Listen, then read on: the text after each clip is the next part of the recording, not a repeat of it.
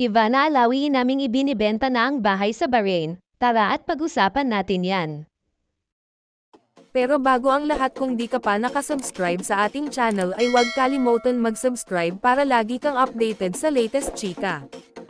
O ayan ha, baka naman hindi nyo patantanan si Ivana Alawi. Sinabi na niyang wala siyang sinirang pamilya at hindi siya pinalaking ganon. Kaya sumabak na siya sa lie detector test at lumabas na nagsasabi siya ng katotohanan. Noong 2023, kumalat ang mga tsismis tungkol sa di umano'y relasyon ni Ivana at ng isang politiko. Sinulat na ni Sav ang sinabi ni Tom, "Hindi ako pinalaking man-ire ng pamilya. I respect families kasi kami nga broken family.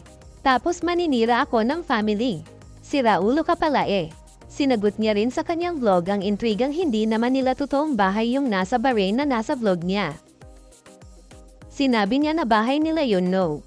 Hindi lang daw siya ganon kadaling gumawa ng kwento kung saan siya lumaki. King question nga ng ibang mga netizen na walang magawa na kung bahay nila yun ba't wala silang picture. Hahaha, yun talaga ang basehan. At kaya walang litrato ako dun, bakit ako maglalagay ng litrato, hindi naman kami nakatira doon, sabi niya. Na may point naman. Kailangan ba talagang may picture? Hahaha, saka sa daddy niya raw yun, diba? Yes. Andoon pa yung name ng tatay ko sa labas.